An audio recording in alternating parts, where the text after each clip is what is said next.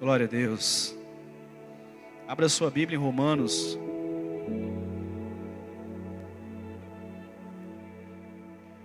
Carta do apóstolo Paulo aos Romanos, capítulo 8.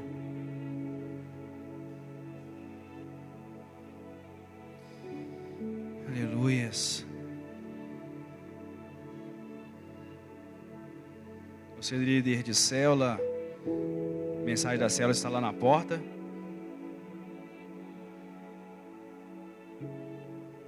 Romanos capítulo 8, a partir do verso 1, diz assim a palavra do Senhor.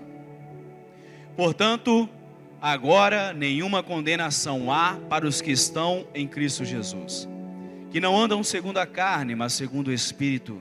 Porque a lei do Espírito de vida em Cristo Jesus me livrou da lei do pecado e da morte.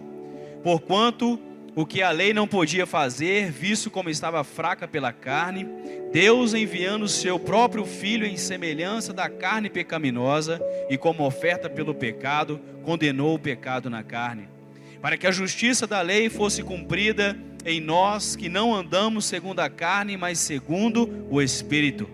Porque os que são segundo a carne têm a mente nas coisas da carne, mas os que são segundo o Espírito, para as coisas do Espírito. Porque a mentalidade carnal é morte, mas a mentalidade espiritual é vida e paz. Porquanto a mentalidade carnal é inimizade contra Deus, pois não é sujeita à lei de Deus, nem de fato pode ser. Então, os que estão na carne não podem agradar a Deus. Mas vós não estáis na carne, mas no Espírito, se é que o Espírito de Deus habita em vós. Ora, se algum homem não tem o Espírito de Cristo, esse não é dele.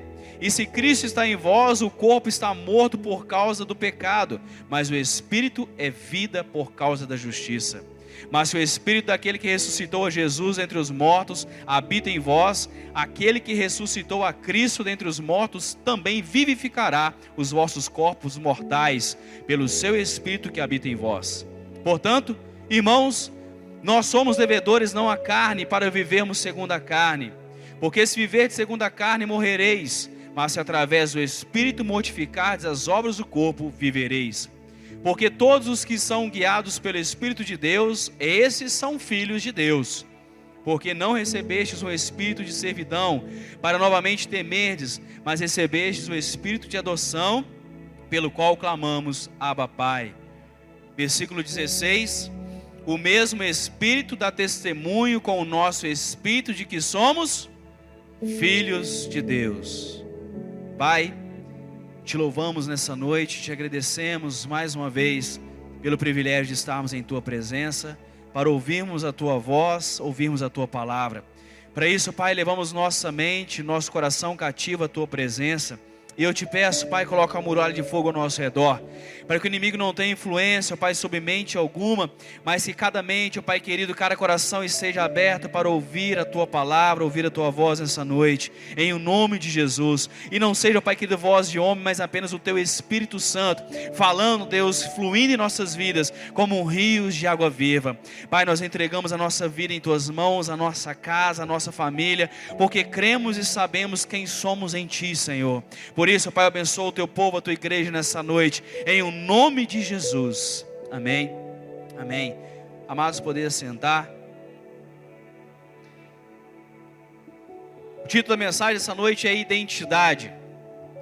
Qual é a minha, qual é a sua identidade? Porque nós vivemos nos dias de hoje uma crise de identidade muito grande. Uma geração que perdeu o rumo, que perdeu o sentido da sua própria vida. Uma geração que não sabe mais o que quer ser, onde quer chegar. Uma geração que não tem objetivo, que não tem sonho. Uma geração que é levada por outras pessoas. No passado, quando você perguntava a uma criança qual que era o herói, como ela queria ser, ela tinha homens como referência. Às vezes homem até um pouco violento, o Rambo, Chuck Norris, mas eram uns camarada, cabra macho. Hoje pergunta uma criança qual que é a referência dele, Felipe Neto, Lucas Neto, misericórdia, está repreendido. Uma geração que perdeu a identidade do que é uma pessoa de valor, do que é um homem de palavra. Se nós olharmos para as crianças da igreja, quando eu era criança, eu perguntava para a criança, qual que é o seu exemplo? As crianças eram cheias de exemplos bíblicos de grandes homens de fé, homens e mulheres que mudaram a história da humanidade através da sua fé. Hoje as crianças perderam essas referências. Hoje a referência de uma criança, de um adolescente, de um jovem, é um youtuber, é um artista. Pessoas que não têm um objetivo de vida e que com certeza não levarão as nossas crianças, aos nossos adolescentes, nossos jovens a lugar algum. E é por isso que nunca se viu uma geração tão angustiada, uma geração tão depressiva, uma geração com tanta crise existencial. Tantos canais de YouTube dando ajuda psicológica a essas pessoas, querendo dar um norte de vida a elas. Por quê? Porque elas perderam a sua identidade. Pastor, como assim perderam a sua identidade? Existe um exemplo muito clássico que a igreja toda já deve ter ouvido falar, que é o elefante de circo. O elefante de circo é um animal grande, forte, poderoso, capaz de arrancar árvores, capaz de virar caminhonetes, carros. Só que quando você chega no circo, você vê aquele elefante tão forte, tão poderoso, sendo segurado por uma fina e frágil corda. Como isso é possível? Esse animal, quando ele era apenas um filhote, ele foi amarrado com correntes fortes. E ele debatia para poder correr, para se livrar daquelas correntes. Só que as correntes eram muito grossas e seguravam aquele filhote numa estaca cravada. E ele se debatia até que a sua pata começava a sangrar, a se machucar, e ele via que não tinha condições de se libertar daquela corrente. No dia seguinte, mais uma vez, estava aquele jovem filhote amarrado a uma corrente, tentando se libertar, mas ele não conseguia se soltar daquela corrente. Até um ponto que ele colocou na sua cabeça que ele não era capaz de se libertar daquela prisão. E ele cresce com aquele pensamento: eu não consigo, eu não posso me libertar, capaz de arrebentar essa corrente. E quando ele está mais velho, já um grande elefante capaz de arrebentar até aquela corrente que o segurava quando era filhote, ele já não consegue mais arrebentar aquela corrente. Ele não consegue mais arrebentar aquela fina corda, porque na cabeça dele, ele não é capaz de se libertar daquela prisão. Sabe o que aconteceu com esse filhote, com esse elefante? Ele perdeu a sua identidade. Ele não sabe mais o que ele é capaz de fazer. Ele não sabe mais o poder que ele tem. Ele não sabe mais a força que ele possui. Essa geração não é diferente. Vivemos tempos de uma igreja em que esqueceu o poder e a autoridade que ela tem. Uma igreja que muitas vezes veio de um passado de prisão. Às vezes você passou anos da sua vida aprisionado no vício do jogo. Às vezes você passou anos da sua vida aprisionado na prostituição, na promiscuidade.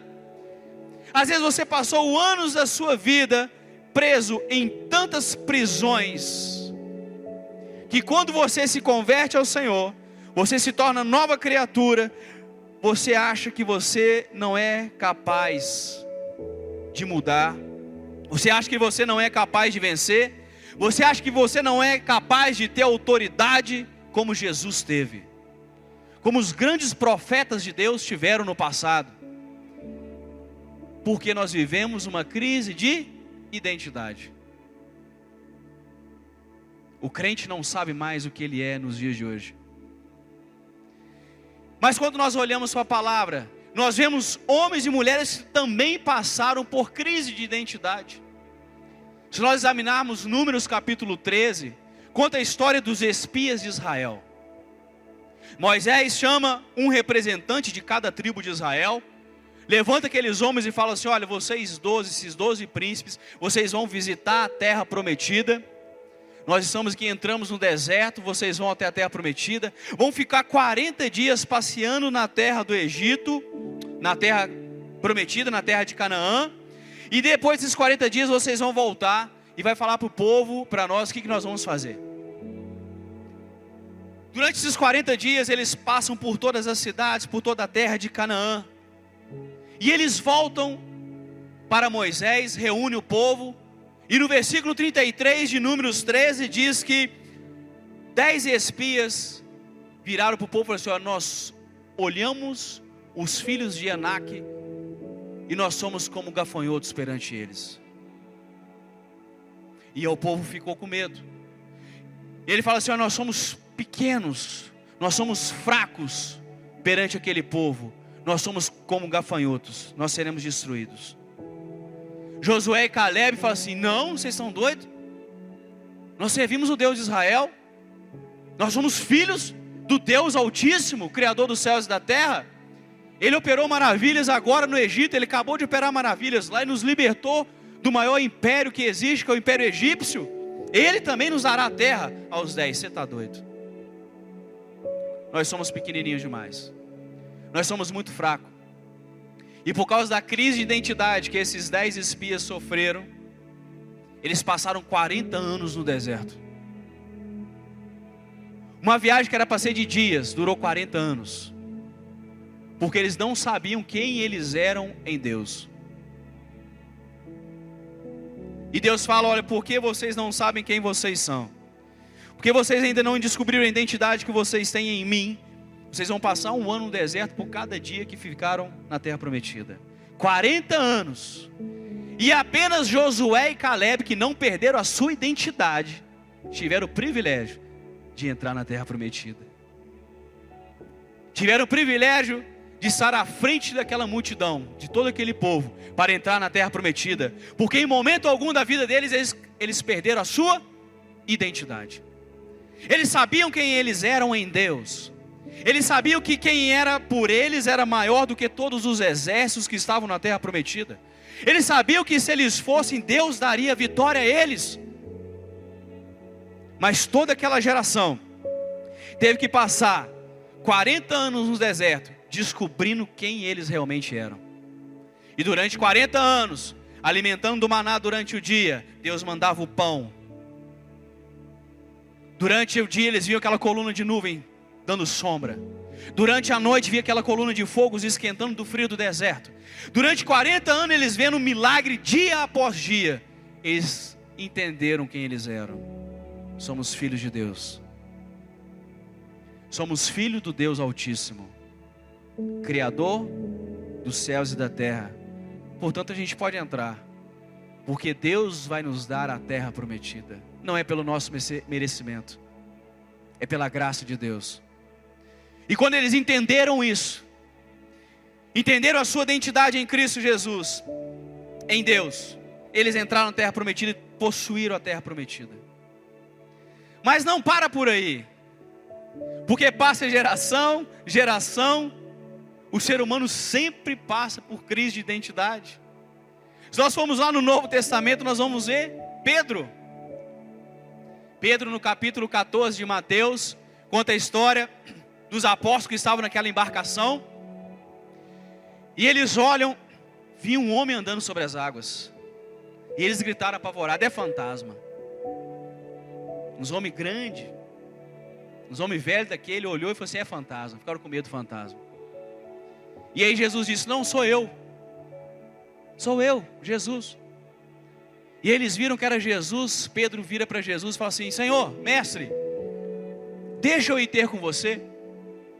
E no versículo 29 de Mateus 14 fala que Pedro desceu do barco e começou a andar sobre as águas. Só que à medida que ele se aproximava de Jesus, ele sentiu o vento. E ele teve medo e começou a afundar nas águas. Quando ele começa a afundar nas águas, Jesus estende a mão: Pedro, você esqueceu de quem você é? E aí eu parei a pensar, irmãos, Pedro sabia que era Jesus, que era o mestre. Ele sabia que Jesus era o Filho de Deus, era o próprio Deus encarnado. Ele sabia todo o poder e toda a autoridade que Jesus tinha. Ele não tinha dúvida quanto a isso.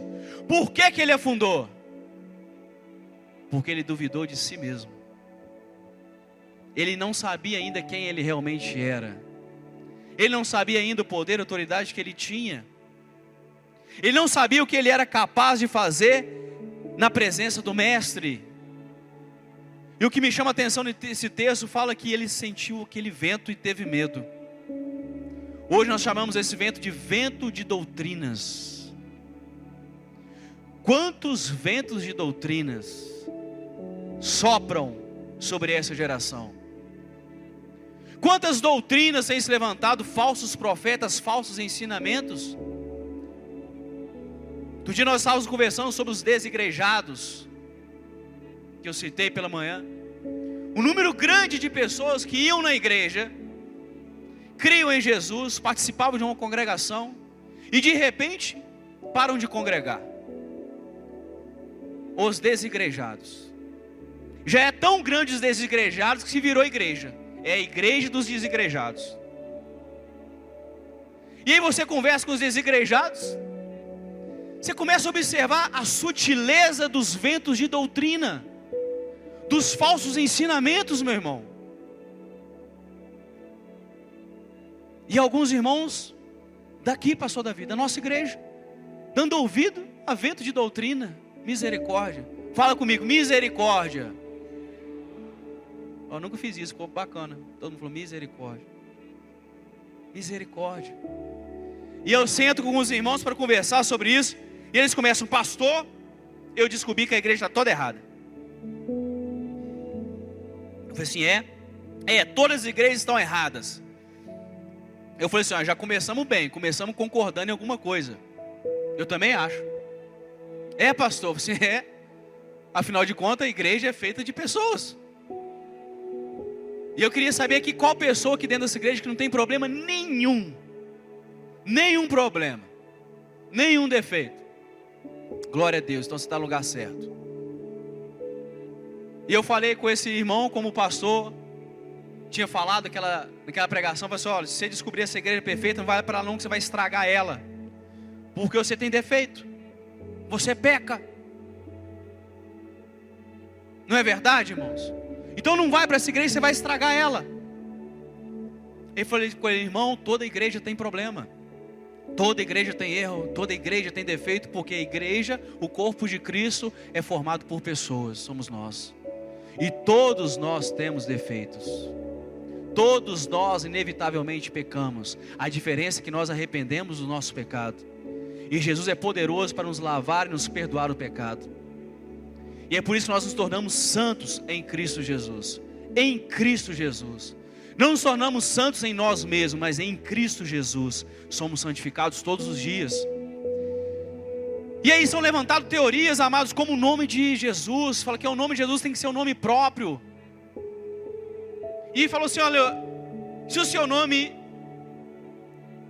é Mateus aqui no Brasil, quando você chega nos Estados Unidos, como é que eles se chamam? Matthew? Não, Mateus. Se você chama Tiago, chega nos Estados Unidos, como é que eles chamam? James, que é a tradução de Tiago? Não, eles chamam de Tiago, porque é nome próprio. E ele veio e falou assim, pastor, e as pessoas traduziram o nome de Jesus, está errado. Foi assim, varão, você acha realmente que Jesus está preso num nome? Você acha que Deus está preso no nome, meu irmão? Não, porque o nome de Jesus verdadeiro é Yahshua.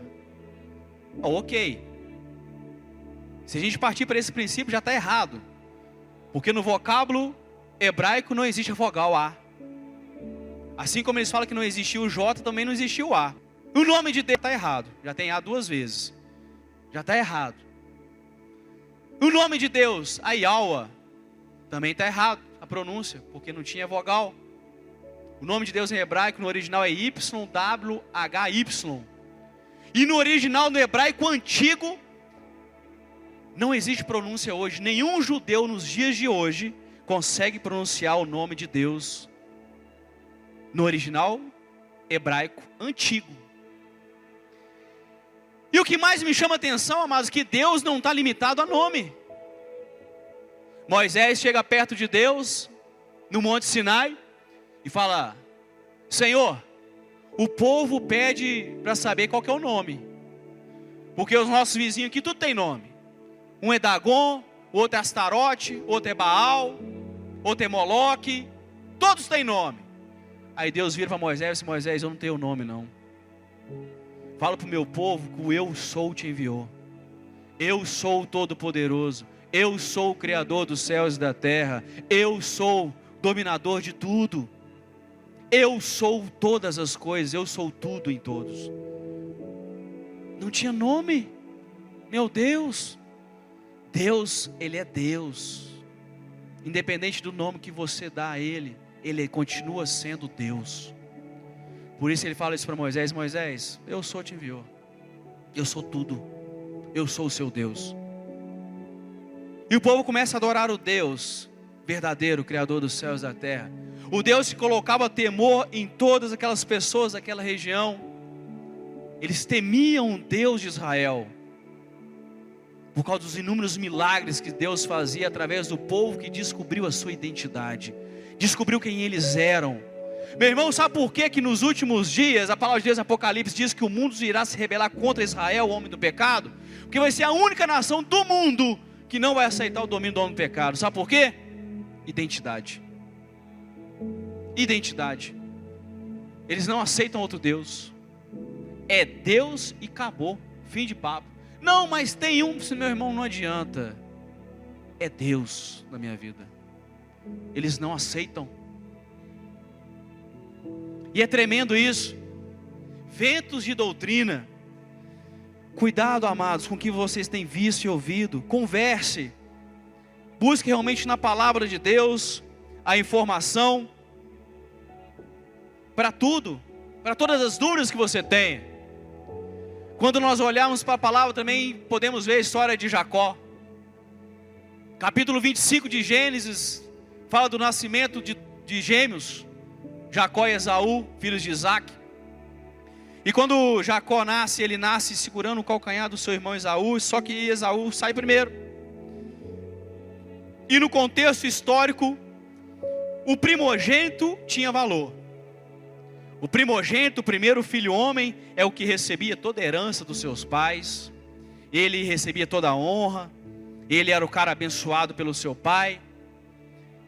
Só que Jacó, desde criança, ele cresce vendo o seu pai tendo o maior xodó com seu irmão, o Esaú. Esaú era homem valente, caçador, guerreiro. E a hora que chegava em casa, o pai já mudava o sorriso no rosto. Não, chegou meu filhinho querido, chegou Esaú.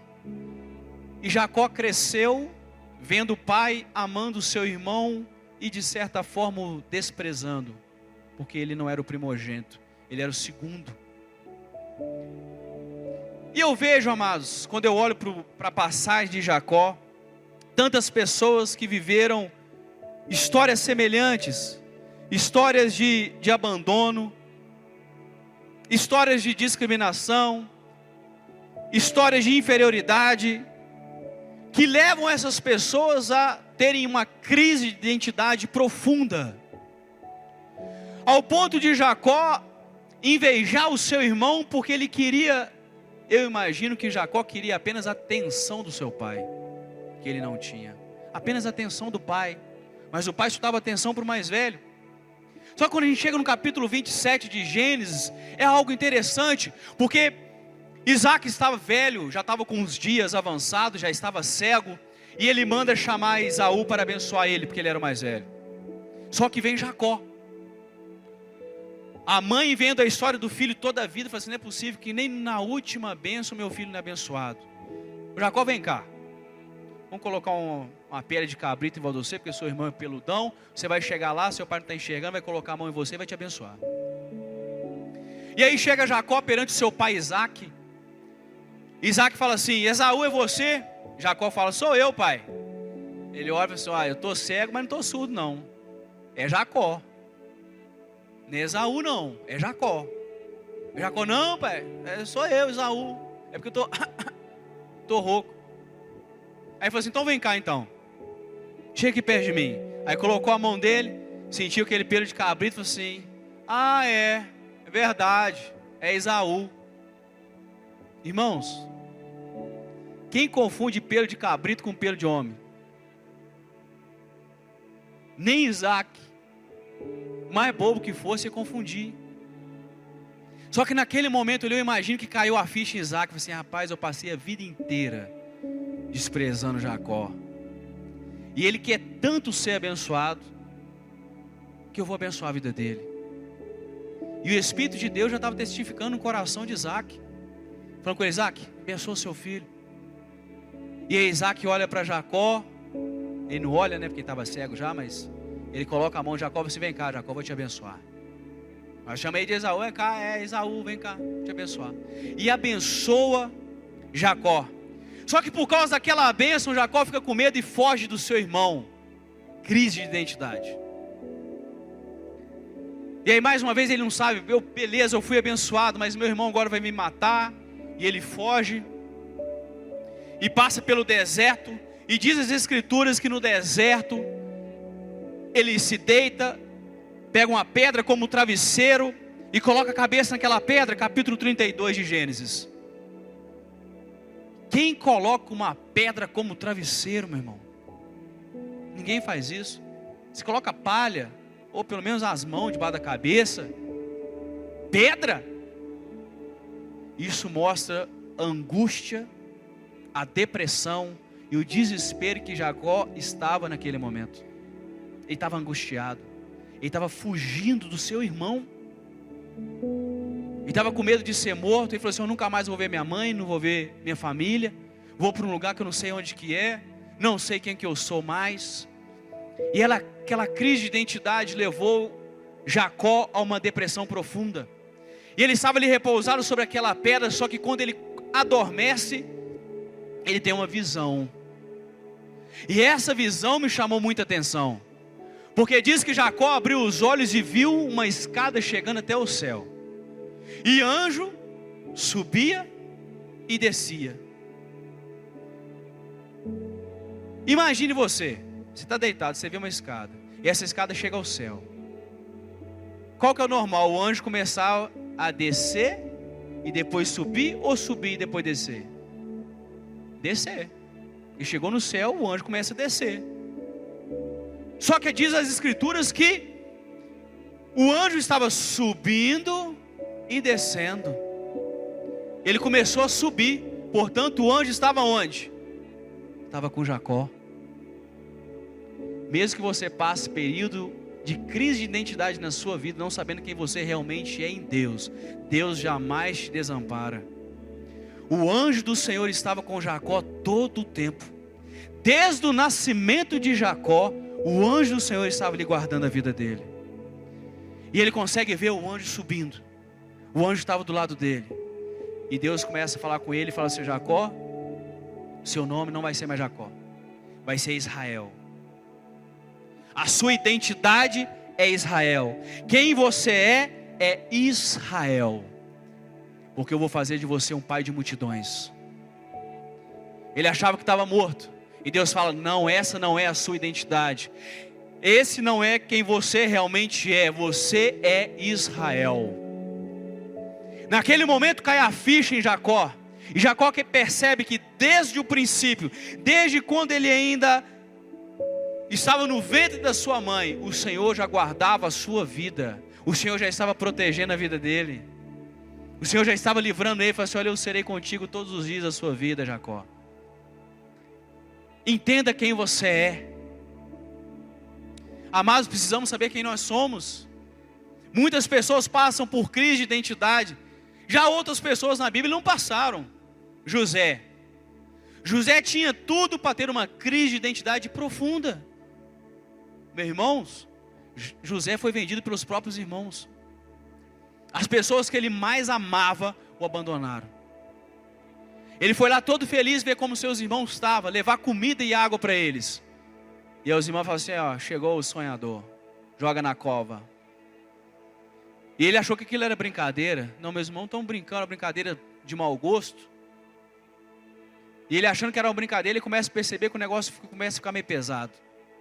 E aí passa os mercadores medianitas, e os irmãos falam assim, ó, vamos vender ele. Venderam como escravo. Imagine a crise de um adolescente sendo vendido como escravo para a terra do Egito. E lá ele foi escravo. Só que ele sabia quem ele era em Deus. Deus já tinha dado sonho a ele. E ele creu nas promessas. Ele creu nas promessas. Imagine, meu irmão, lembra da história dos 10 espias, Josué e Calebe? Pensa comigo, o Deus era o mesmo, as promessas eram as mesmas, todos eles tinham visto milagre na terra do Egito. Qual que era a diferença então de Josué e Calebe que queriam ir para a terra prometida e os 10 espias que tiveram medo? Identidade. Todos serviam o mesmo Deus, eles são na mesma palavra, todos eles, só que alguns sabiam quem eles realmente eram, outros não sabiam ainda quem eles realmente eram. E José manteve inabalada a sua fé, sabendo quem ele era em Deus, nas promessas que ele tinha, e ele foi abençoado na terra do Egito. E ele começou a se trabalhar como escravo, e de repente chega uma mulher, tenta se deitar com ele, ele foge, e por ele falar a verdade, ele foi preso. Imagina só, foi preso, por falar a verdade. Diz o ditado, quem fala a verdade não merece castigo, a gente fala com os filhos, né? Ele falou a verdade, foi preso, foi para a cadeia. Ia ser condenado à morte. Só que ele não perdeu a sua identidade. Ele sabia quem ele era em Deus. E na prisão ele foi o quê? Ele foi bênção de novo. Ele começou a abençoar todos na prisão. Todos os presos começaram a ouvir a palavra através de José. E aí o capitão olhou e falou assim: rapaz, esse rapaz é diferenciado. Até na cadeia ele gosta de abençoar as pessoas. Até preso, ele é bênção. Vou colocar ele como chefe do presídio. E deixou o presídio na mão de José. E José coordenava toda a prisão. Por quê? Identidade, ele sabia quem era em Deus. Ele sabia as promessas que ele tinha. Ele sabia que em momento algum Deus o desamparou. Você pode passar por um momento de dificuldade na sua vida, todos nós passamos. Mas Deus não te desampara. Momentos de sofrimento, amados, são momentos que nós somos forjados a crer mais em Deus, a confiar mais em Deus, a buscar mais a presença de Deus. Esses momentos nos fazem crescer, e fez José crescer, ao ponto de ele atingir uma maturidade tal que quando ele sai dele, ele se torna o quê? Governador de todo o Egito. Ele só estava abaixo de Faraó, ele governou o Egito inteiro. Por quê? Ele tinha identidade, ele sabia quem ele era em Deus, ele cria nas promessas. Temos que ter identidade. Isso me lembra o que eu passei essa semana passada. Eu sou professor de geologia, até uma aluna minha ali. E aí na aula de geologia a gente tem que falar sobre a origem do universo. E é muito bacana, porque a gente fala sobre a teoria da evolução, a gente fala sobre Big Bang. E aí eu tenho que explicar sobre a origem. E aí eu falo sobre Big Bang, 14,5 bilhões de anos atrás explodiu, papapá. Houve uma grande explosão. E todo o universo que nós vemos hoje, 140 bilhões de galáxias, cada galáxia com 100 bilhões de estrelas. É algo praticamente inimaginável. Tudo isso veio de uma bolinha desse tamanhozinho que explodiu. Daí já tem que ter bastante fé. Mas tudo bem. Era uma densidade extrema. Uma massa gigantesca do universo inteiro num ponto que explodiu. E aí se você me perguntar, passou de onde que veio essa massa? Essa massa era uma energia, porque é igual a mc quadrado, é relatividade, física. Tudo bem, era uma energia. Só que durante a aula eu começo a apresentar também a teoria da criação. Porque eu falo, já que é teoria, não é provado. O que é uma teoria? Teoria é algo que não é comprovado. Amém? Assim como existe a teoria da evolução darwinista, Lamarck, existe também a teoria da criação. E eu exponho para a turma a teoria da criação, em que todas as coisas foram criadas por Deus e portanto é a teoria criacionista. E aí eu falo com os alunos, eu só acho um absurdo as universidades, as escolas não ensinar sobre a teoria criacionista. Afinal de contas também é uma teoria. E dentro da turma, um rapaz extremamente ateu, ele vira para mim e fala, professor, não tem como eu crer em Deus. Eu não acredito em Deus. Eu amém. respeito a sua opinião. Ele falou assim, a evolução, ela é científica. Eu falei assim, não.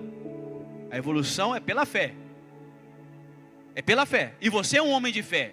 Ele, não tem esse negócio de fé. Tem. Inclusive, você tem mais fé do que eu. Aí a turma falou assim, como assim ele tem mais fé que você? Eu falei assim, você crê que o universo veio de um ponto que explodiu, que era energia.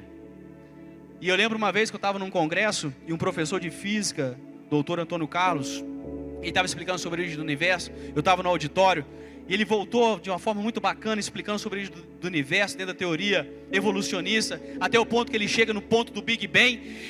E ele fala da energia, e a energia veio de uma energia magnética que não se enxerga. Portanto, antes de existir esse ponto que explodiu, não existia nada a não ser uma energia magnética que formou a energia, que veio a massa transformada em massa, depois energia nuclear que explodiu e formou o universo. Resumindo a história. E ele falou assim, alguém tem alguma pergunta? Eu tenho. Qual que é a sua pergunta? De onde vem essa energia magnética, professor? Primeiro eu dei o parabéns, aula, exposição brilhante. Mas de onde veio essa energia magnética? Aí ele sorriu para mim e falou assim, tem coisas que a ciência não tem resposta nenhuma. Glória a Deus. Então você chegou onde eu queria. Aí o pessoal no auditório começou a rir, não sei se era de mim, provavelmente. Glória a Deus. E eu falei com esse rapaz na turma, eu falei assim, cara, você tem muita fé. Porque para você crer na evolução, e eu apresentei algumas partes da evolução que são questionáveis, como a inexistência dos seres transicionais, como a origem do ser animado, da matéria inanimada, na sua primordial nos oceanos, que formou um ser de uma célula, um ser unicelular, e de repente respira e tem vida do nada. Eu falei assim, isso também tem que ter fé. Ele falou assim, mas você crê num Deus que fez o barro e soprou no homem? Eu falei assim, sim. Da mesma forma que Deus fez o homem do barro e soprou nele fôlego de vida, isso tem que ter fé, e eu tenho fé e eu creio nisso. Você crê que uma bactéria do nada no oceano respirou e passou a ter vida, e virou tudo que existe hoje. Só que você crê num ponto do universo que não existia nada antes. Aí ele falou assim, e Deus? Aí eu falei assim, meu Deus, Ele é eterno, Ele não tem princípio e não tem fim, e Ele é criador de todas as coisas. Portanto, eu preciso ter menos fé que você, mas eu te parabenizo por tamanha fé. Aí o pessoal riu assim e tal. Amados, precisamos ter identidade. Precisamos saber em que nós cremos. O que nós cremos. Qual é a identidade que você tem em Deus? E eu poderia entrar numa série de coisas, como entrei numa aula passada, tinha menos estudantes na sala, nós entramos na discussão, e foi a aula bacana, quinta-feira, foram menos pessoas, a gente começou a discutir sobre isso. Começar a falar sobre a marca de Deus em tudo que existe, nós vemos Deus. Mas essa não é a mensagem, fica para uma próxima. E aí eu contei para eles a história de um jovem que entrou num num trem, na França. Ele entra no trem e se depara com um senhor de 70 anos sentado, lendo um livro de capa preta. E esse jovem universitário vira para esse senhor e fala, você acredita realmente nisso? Ele fala, creio, por isso que eu estou lendo, né? Ele falou assim, não é possível. Depois da Revolução Francesa, 100 anos, provando que a ciência que tem resposta para tudo, a inexistência de Deus, o iluminismo, você ainda acredita num negócio desse? É inaceitável. Posso sentar do seu lado? Aquele senhor falou assim, pode, claro, senta aqui. E aquele jovem começou a debater com aquele senhor sobre a Bíblia, e falou assim, não tem sentido nenhum você crer nesse negócio, nessa Bíblia, em Deus, negócio de criação, as coisas vieram de um Deus criador. E começa a falar com aquele senhor. Só que ele olha e fala assim, olha, eu tenho que descer na próxima estação, me dá por favor o seu contato, que eu vou te mandar pelo correio, um monte de material que eu tenho, de papéis científicos, para o senhor estudar, para o senhor ler, posso? Ele falou assim, claro que pode. Na época não era e-mail ainda, era correio, né? Te mando pelo correio uma carta. Ele falou assim, claro que pode. E aquele senhor tira do paletó um cartão, isso é uma história real, e ele entrega para aquele jovem. E naquele cartão estava escrito, Dr. Luiz Pasteur. diretor do Centro de Ciência e Pesquisa da Universidade da França. Hein? E embaixo uma frase de pastor que ficou célebre. Ele escrevia no cartão dele embaixo assim: há pouca ciência nos afasta de Deus, há muita nos aproxima dele. Tremendo, irmãos. Quanto mais nós estudamos, mais nós cremos e sabemos quem realmente nós somos. E aquele aluno na sala perguntou para mim: professor, você é um doutor, acredita nisso? Eu falei assim: é claro. Toda a experiência que eu já vivi com Deus, o que Ele fez na minha vida, os vários momentos que eu senti a presença real em minha vida, milagres que eu já vi operando, é inquestionável para mim a existência de Deus. Para mim é inegável que Deus existe e que Ele é o meu Pai. E amados, Deus, Ele está pronto para que cada filho seu viva também uma experiência sobrenatural com Ele.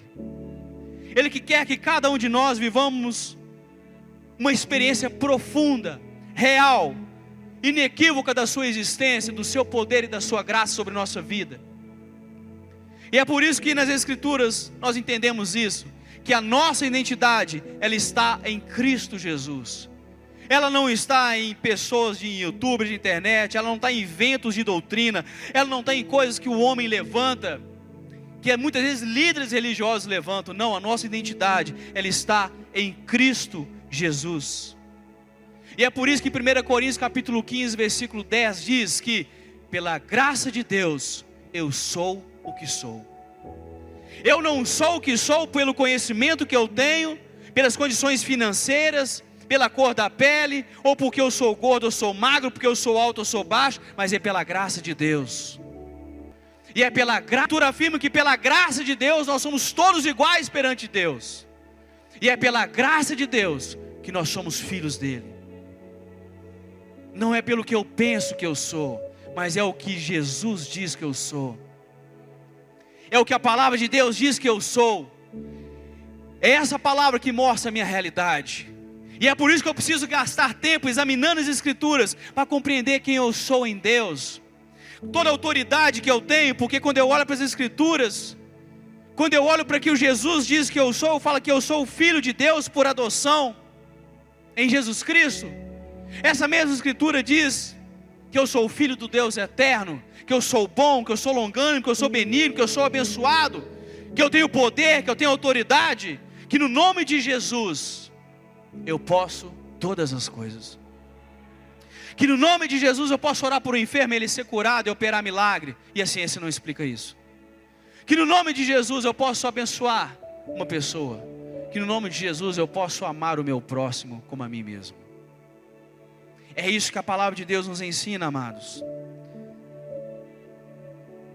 Antes de nós sermos formados no ventre da nossa mãe, Jeremias capítulo 1, versículo 5 diz que antes de nós sermos formados no ventre de nossa mãe, Ele já nos escolheu e já nos designou.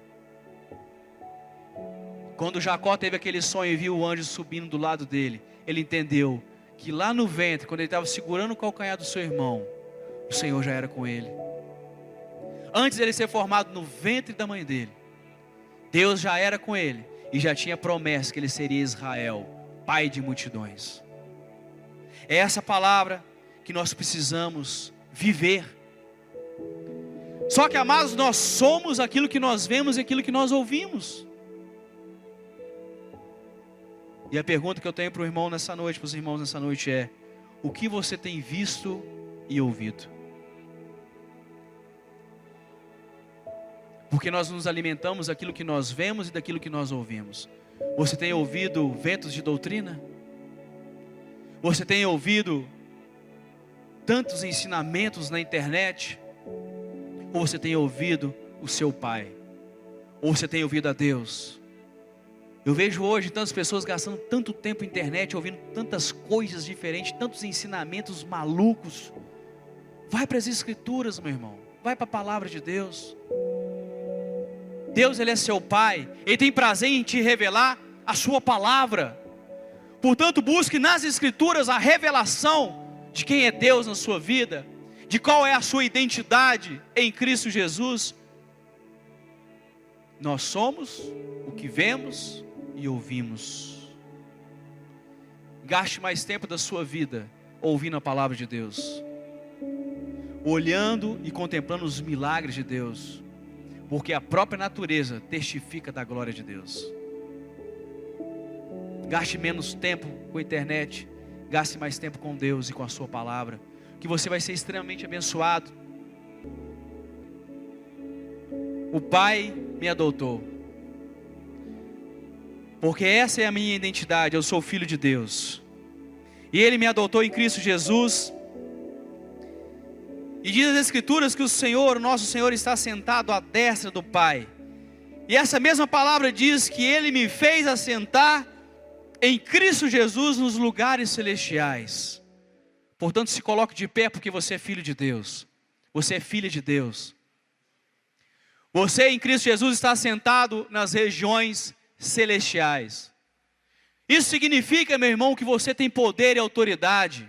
Isso significa que você tem uma identidade, que você é filho de Deus. Viva a sua verdadeira identidade. Viva realmente quem você é em Cristo Jesus. Amém?